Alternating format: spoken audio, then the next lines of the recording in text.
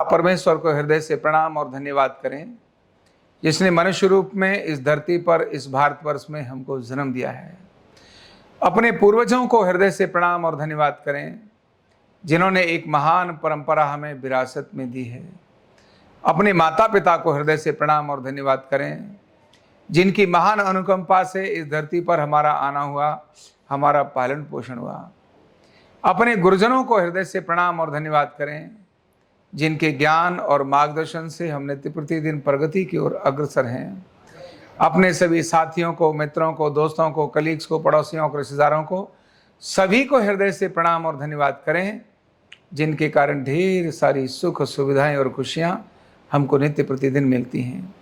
और स्वयं को भी प्रणाम धन्यवाद करें, एक अच्छे मार्ग पर चलने के लिए, एक अच्छी दिशा में चलने के लिए।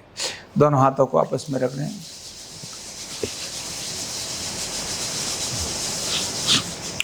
धीरे से आंखें खोलें।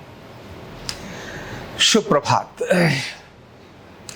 हम लोग मंत्र रूटीन में बोलते हैं और भारत में मंत्रों को बोलने की एक परंपरा है।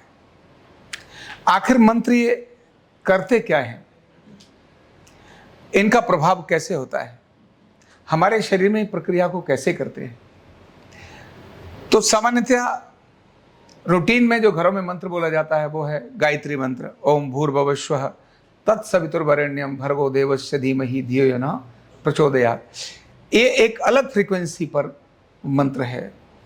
इसी प्रकार दूसरा मंत्र बोलते हैं जब कोई संकट में होता है, किसी की बीमारी से उसको मुक्ति दिलानी होती है, किसी को आरोग्य देना होता है, तो बोलते हैं त्र्यंबकम यजामहे सुगंधिम पुष्टिवर्धनम उर्वारुकमिव बन्धनात् मृत्योर्मुक्षीयमामृतात्, यानी महामृत्युंजय मंत्र बोलते हैं। वो एक अलग फ्रीक्वेंसी पर सेट होता है। ये अल्टीमेटली मंत्र करते क्या है? तो मंत्र एक बहुत बड़े ऊर्जा का स्रोत होते हैं और मंत्र का हर एक अक्षर बीज होता है। बीज का मतलब अपने जैसी ही आकृति प्रकट कर देने वाला। हम जानते हैं कि हमारे 5 कोश हैं, शरीर के 5 कोशों से बना है, जिनमें से जो पहला है वो शरीर है, फिर है प्राण है, फिर मन है, फिर विज्ञान है, फिर आनंदमय, ऐसे 5 कोश हैं। ये मनोमय कोश पर बहुत बड़ा प्रभाव डालता है मंत्र। मंत्र के शब्द यानी मंत्र की ध्वनि, उच्चारण और मंत्र का भाव, ये दोनों ही जबरदस्त प्रभाव डालते हैं। जब ये मंत्र का उच्चारण व्यक्ति खुद करता है या किसी के उच्चारण को सुनता है, तब शरीर पर कहां प्रभाव पड़ता है? तो मन पर तो प्रभाव पड़ता ही है, और मन ही तन को रन करता है। तो मन अलाइनमेंट में आता है। किस में आता है? चैनलाइज होता है। चैनल मतलब एक डायरेक्शन में आता है, जिसको मैं हमेशा बोलता हूं ऑर्डर में आता है। किस में आता है? तो मन को भी ऑर्डर में आना जरूरी है। तो मन ऑर्डर में आएगा तो मन के तीनों पार्ट, चेतन, अवचेतन और महाचेतन, तो महाचेतन तो ऑलमोस्ट ऑर्डर में रहता है। अवचेतन और चेतन, खासकर चेतन और अवचेतन मन डिसऑर्डर्स में जाते हैं। तो मंत्र के बोलने से सीधा प्रभाव मन पर पड़ता है, और जब मन पर पड़ता है तो शरीर के अंदर 72,000 नाड़ियां हैं और ट्रिलियन सेल हैं। हर सेल पर उस मंत्र का प्रभाव पड़ता है, और मंत्र से वो सेल भी ऑर्डर में, सेल के फंक्शन ऑर्डर में आना शुरू होते हैं। 72,000 नाड़ियों पर उसका प्रभाव पड़ता है। और जब इस मंत्र को हम और सतत जपना शुरू करते हैं, उसका जाप शुरू करते हैं, तो वो 72,000 नाड़ियां धीरे धीरे ऊर्जान्वित होती हैं। पावर आती है, मतलब एनर्जी आती है, उसको बोलते हैं तेज आता है। और वो क्या होता है? ऊर्ध्वगामी होता है। क्या होता है? ऊर्ध्वगामी। जब पावर ऊपर की तरफ जाएगी, ऊर्ध्वगामी होगी, तब उन्नति का कारण बनती है, तेज का कारण बनती है, चमक का कारण बनती है। और जब पावर अधोगामी होती है, नीचे की तरफ जाने वाली होती है, तब क्षति का कारण बनती है, घृणा का कारण बनती है। ये सारी चीजें पावर को डाउन करती हैं, शक्ति को डाउन करती है, कम करती है, तो अधोगामी होगी। तो ये जैसे ही ऊर्ध्वगामी होना शुरू होती है तो 72,000 नाड़ियों पर उसका प्रभाव पड़ता है, और हम नहीं समझ पाते। हम केवल बोलते हैं, इतना ही पर्याप्त है। लेकिन वो बोलने से ही वह मंत्र का प्रभाव 72,000 नाड़ियों पर पड़ते पड़ते हमारी इड़ा, पिंगला और सुषुम्ना पर पड़ने लगता है।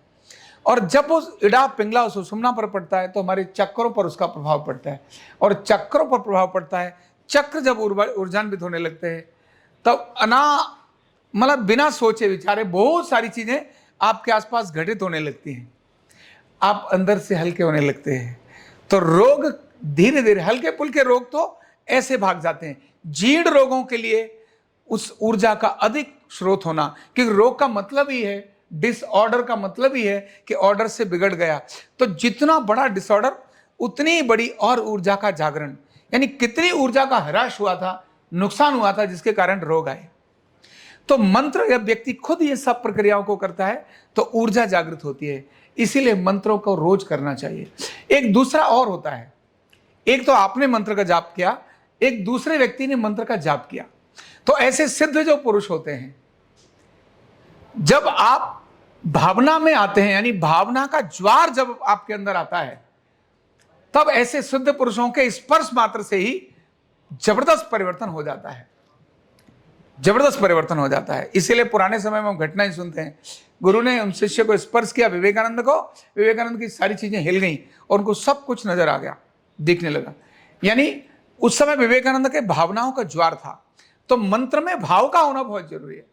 तो जो सिद्ध पुरुष होते हैं वो अपनी एनर्जी को इस लेवल पर लेके चले जाते हैं कि वो अपने शब्दों के माध्यम से बोलकर, नहीं तुम्हारा ऐसा हो, तो उन्होंने अपनी एनर्जी के माध्यम से एक ओज का पुंज उसकी तरफ छोड़ दिया और वैसा ही हो गया।